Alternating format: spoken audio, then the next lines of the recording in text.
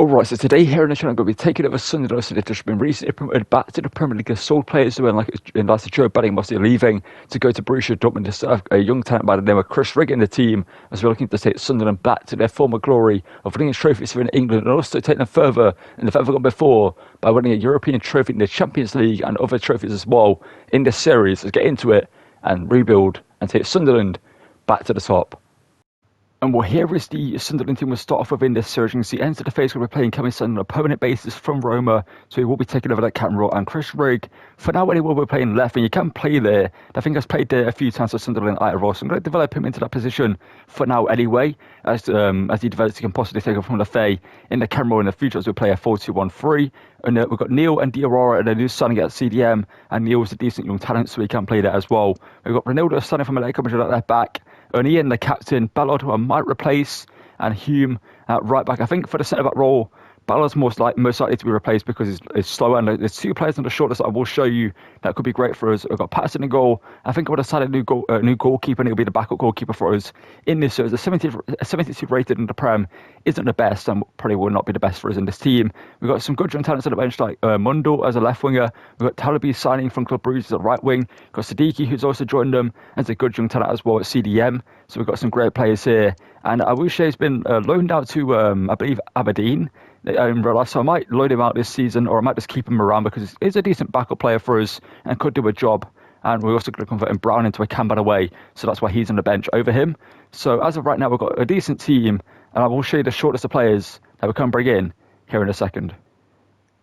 Now, in terms of transfers, Sunderland are linked to IRL. They've got Neil Al-Anawi, the Moroccan midfielder from Lens, that have been linked to IRL recently. Could be a good player for us to bring in the team. As you can see, his stats are pretty decent. It's not too expensive. No play styles, though. 3-star, 6'1", 22 years old. A good player who can develop into either a backup player or first-team player in the future of this series. Got Loriente.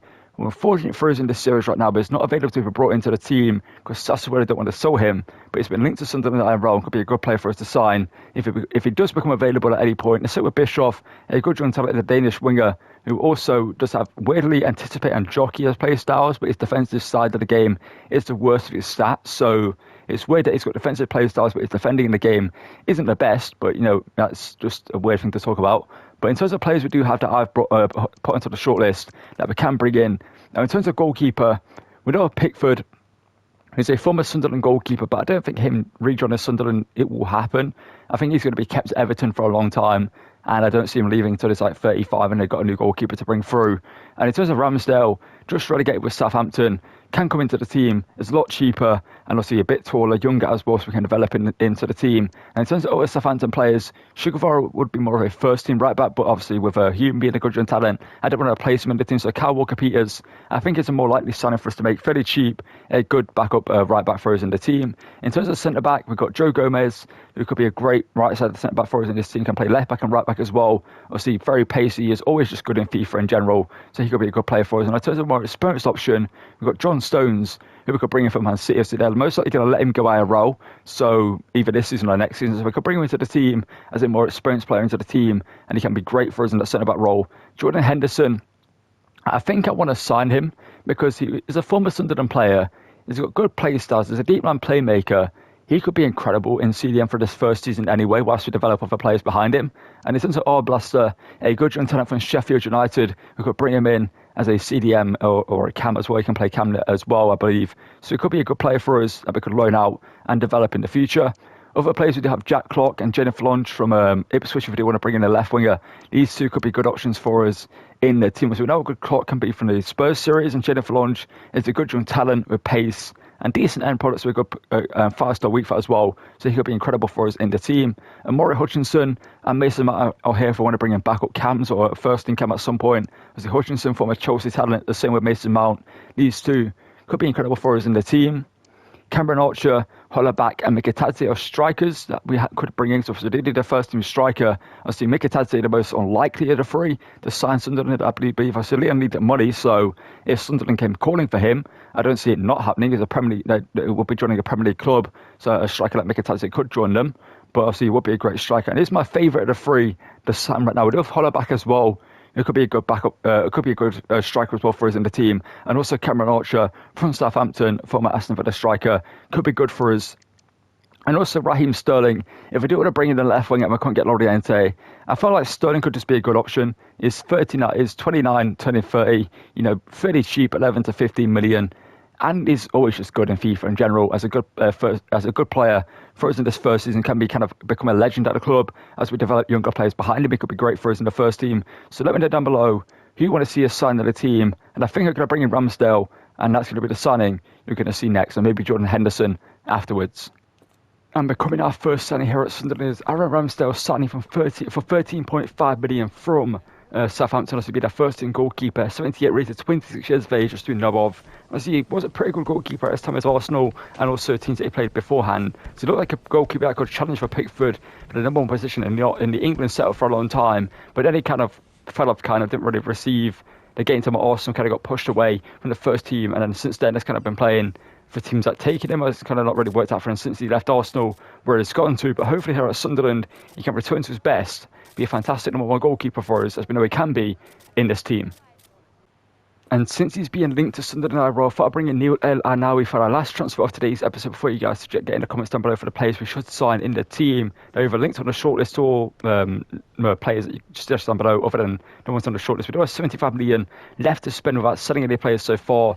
I have to bring in El Arnaoui in from Lawrence to be a midfielder for us. And he will be a great player for us in the team. I see linked to my role, linked to Leeds and also Roma. I believe as well some Premier League clubs also want him. So there's a player that's got a transfer battle going on, but he signs for us here in this series. I decided to bring one more transfer. That is because in real life, Dominic Calvert-Lewin is a free agent after leaving Everton. And I feel like a team like Sunderland could do well with a player like Calvert-Lewin. Similar to Ramsdale, he used to be a big player who could do great things for the team he played for. But kind of injuries, I think, derailed his career. And also didn't become the striker that he once was in that one season at Everton, where he showed absolutely incredible promise as a striker for them. But here in this first episode, we'll be our first team striker up until next episode. If you guys do think we should sign either Mikitadze, Hollerback, or someone like that into the team. But as of right now, Calvert-Lewin is at new number 9 up front. And for this episode should be pretty good. 3 million plus a player going the other way that we're going to sell anyway. So it's a fairly cheap deal and a great player to join us here at Sunderland. And our first game of this series is going to be a pretty big one up against Newcastle. Obviously, the main rivals are Sunderland due to their positions locally to each other, etc. But let's get into this one and hopefully start season off with a big win over Newcastle, or maybe at least try and fight for a point, because Newcastle will be a tough challenge. Let's hopefully see Calvert-Lewin, El Arnaoui, and obviously with Ronaldo and Ramsdale also making their debuts in this game. Hopefully they can show why they're in the team. Another team could be a main rival in terms of challenges for titles, etc. As Ramsdale denies Anthony Gordon there. Angela Faye, that pass over the top through balls in this game was so jarring, man, how bad they are. It ruins the game.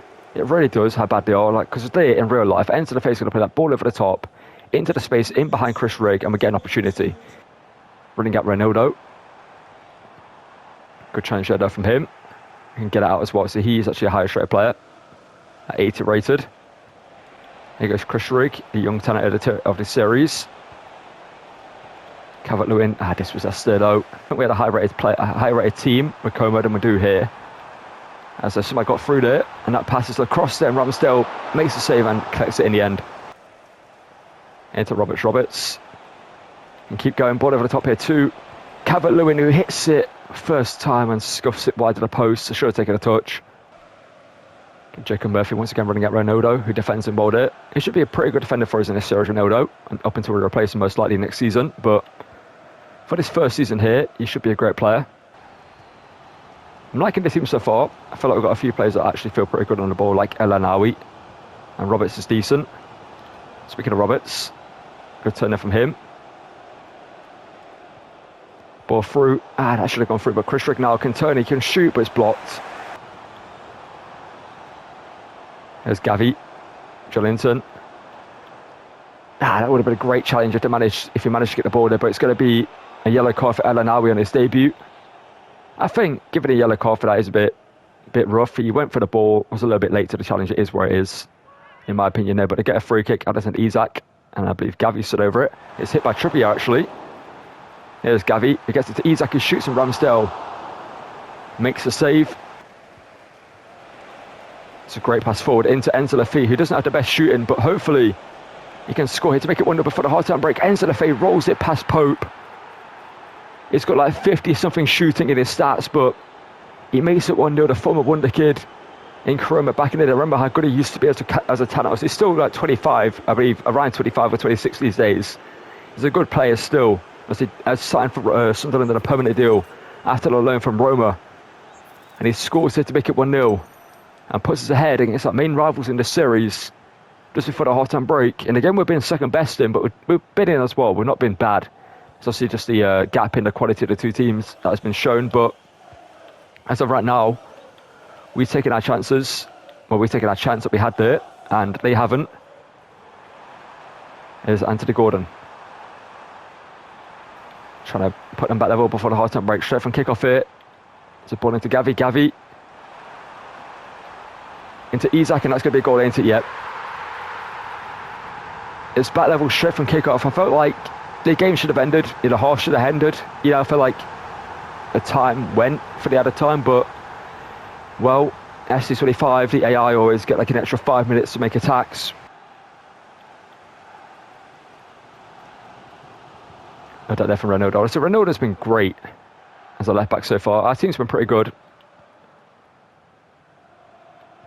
I'll try and put this out here to Chris Rigg. Now Neil driving forward. Neil. Gavi intercepts. Enzo Lefebvre. Now I can keep the ball. Calvert-Lewin to Chris Rigg. Lovely play. Chris Rigg makes it 2-1. That was a lovely, well-crafted goal there. And Chris Rigg makes it 2-1 here, puts us back in the lead. And hopefully we don't concede from kick-off. Calvert-Lewin with the assist there. That was a lovely layoff there from Calvert-Lewin. That was incredible there from him. I'm surprised it actually worked out the way it did.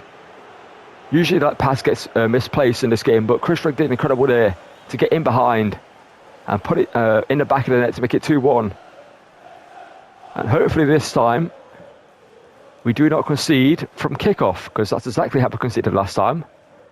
So let's hope this time we actually can get a challenge in and get the ball off them. But I have an awful feeling that they're going to score straight from kick-off here. It's Anthony Gordon running at Hume here, who chops inside.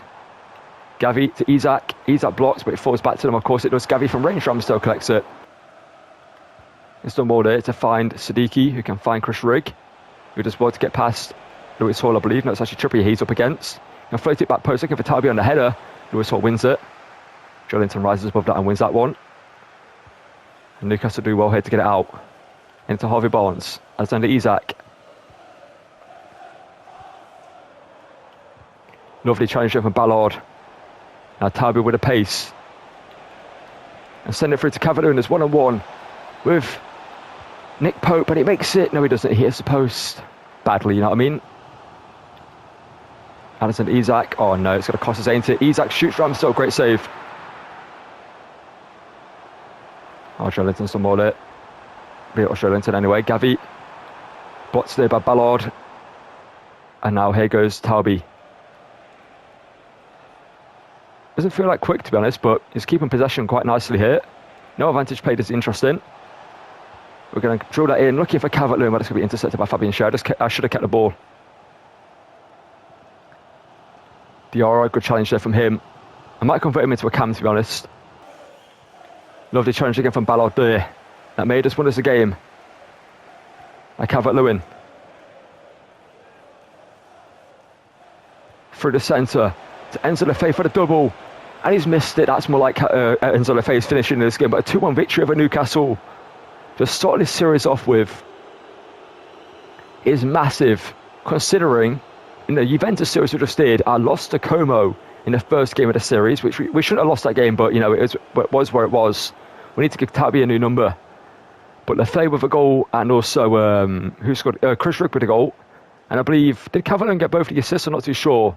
But a victory over our main rivals in Newcastle is a fantastic way to start the series off with. And we now need to get into our next game against Forest and hopefully beat them as well.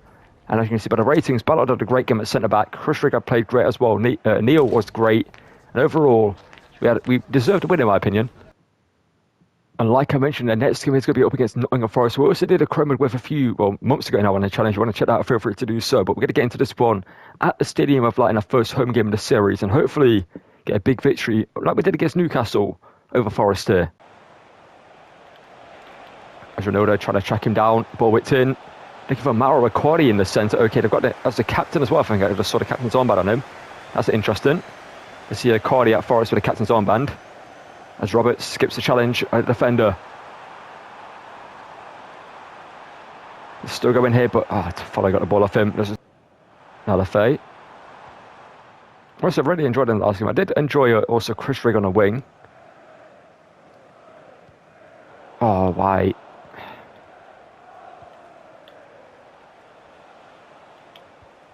And that is so interesting. They've got, okay, they're through here. Hudson-Odoi, Ramsdale could see, but that is so interesting. Dubois Gibbs White is still in the team. So why is Enquiries the captain? We expected Forest are a pretty, well, not really a possession-based team, IRL anyway, but in Chrome, I think they are more possession-based than the IRL, weirdly. So we do well here with Patrick Roberts. He's just got nothing on there. There's nothing for me to play here. That's the issue.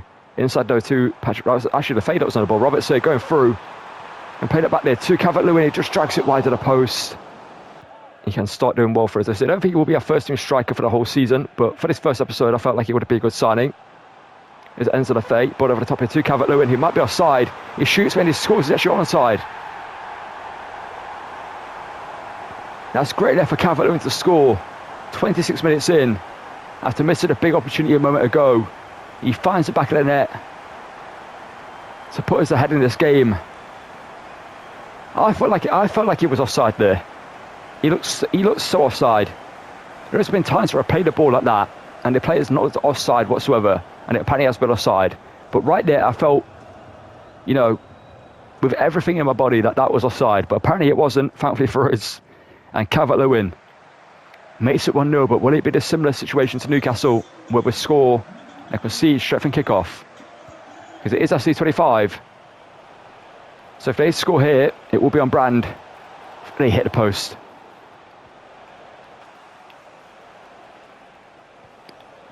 Ball up wide to Ronaldo, who's on motor to defend again. Passing wise and dribbling wise is pretty good.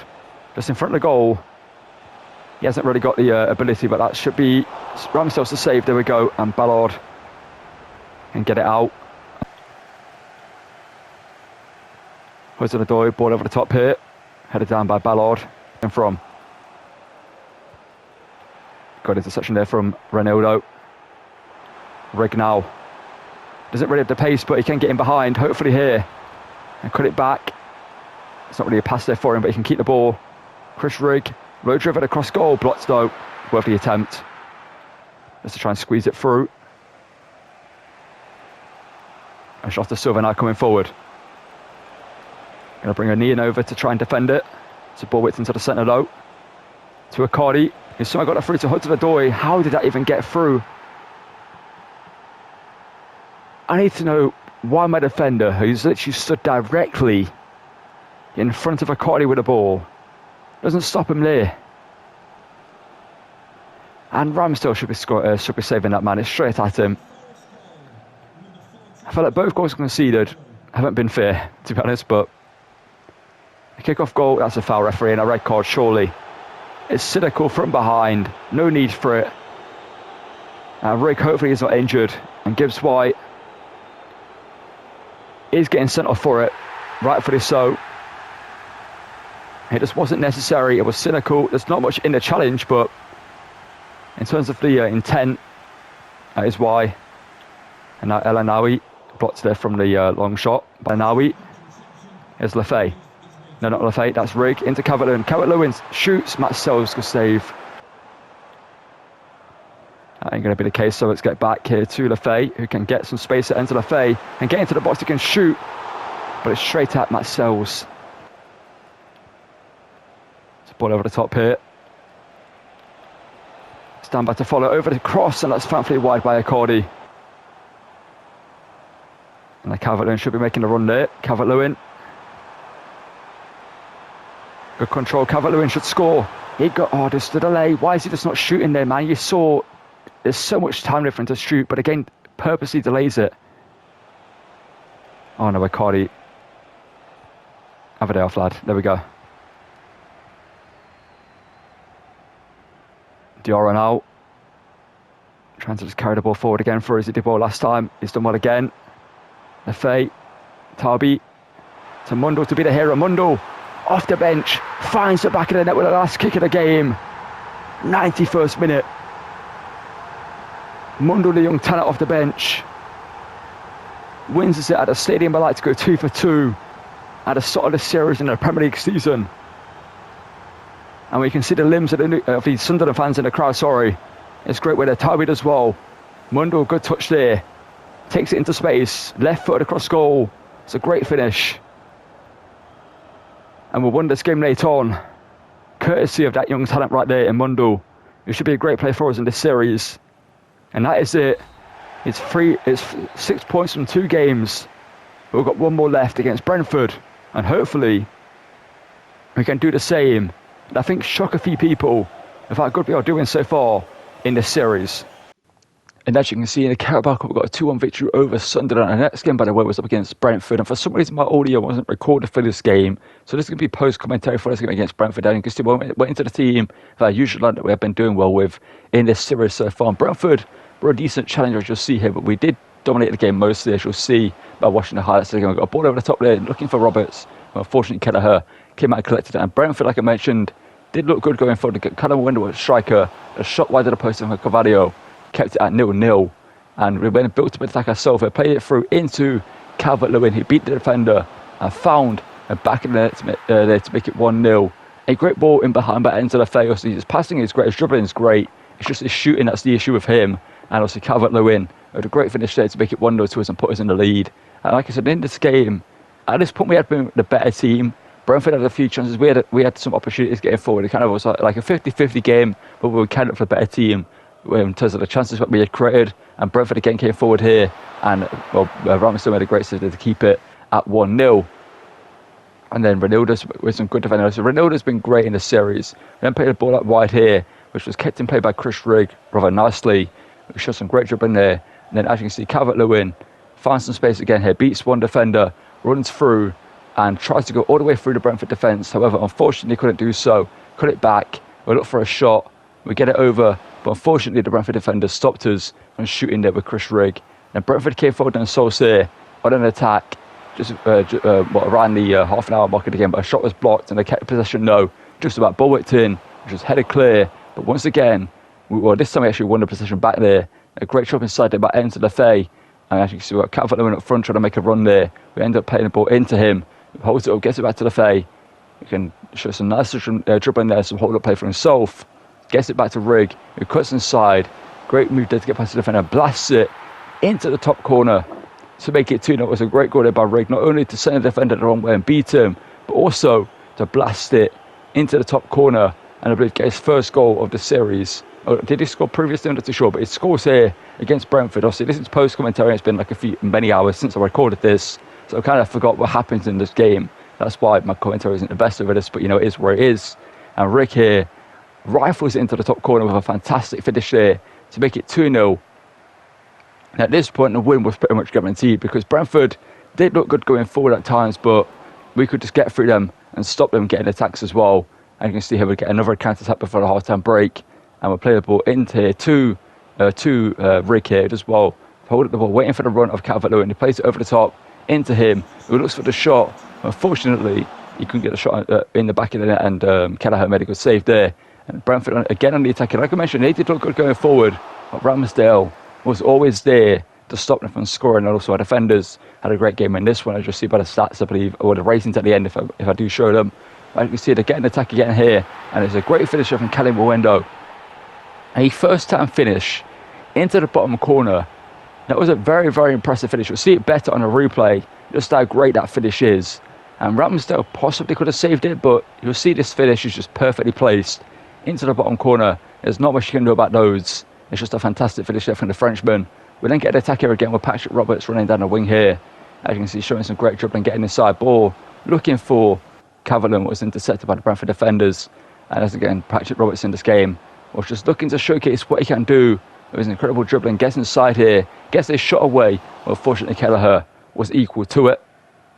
And you can see now in the 81st minute of the game here, the scoreline is still 2-1, and we were still in the driver's seat of this game. We'll play it across there to Mundell, off the bench, and Mundell once again gets a goal to see us, get the guaranteed 3 points. He scored the winner against Forest, and he scores a goal ahead to give us a two-goal cushion against Brentford late on, which was to see. And Mundo's looking like a big talent for us in this series with Chris Rigg down that left-hand side. Future looks bright with those two in the team. I see Mundo off the bench currently is doing the job, and Rigg in the first team is playing great down the left. A great finish there by him. Makes it 3-2 and wraps up the 3 points. Just a wonderful finish there from him. And he's like I said, he's looking like a great player. As you can see, the end of the game here, they come forward in the attack. We do win the header here with Ballard. I believe it's Ballard that wins the header. I play back to Ramsdale, and this was the win secured here. As you see, the whistle goes here in a second, and the 3 points were secured, which meant we went 9 from 9 in terms of Premier League points this episode so far. And there's the ratings of the team that send you to the outro. Alright, so that's going to call it for today's episode, and drop in the comments down below a page you want to see a sign for this team. We have 74 million to spend, and based on the players on the shortlist, obviously go through this and let me know who we should sign in this team. I believe Joe Gomez is too important at Liverpool right now, so we can't sign him, but John Stones is still available to buy, and I felt like Jordan Henderson, I don't want to bring him into the team. Obviously everyone else is a player we could bring in. So Raheem Sterling could be a good player. Obviously, I assume we've got Mundo and Chris Rigg playing left wing currently, so do we need Raheem Sterling? Probably not, but I think he still could be a great player for us in the team. Obviously, drop in the comments below a page you want to see a sign for this team based off the shortlist like I mentioned, and also other players you have just in your mind that you want to see sign for this team in this series. And that's going to quote for this episode. Drop a like and subscribe if you're going to enjoy it. And as always, check out the content on the channel. Thank you for watching, and goodbye.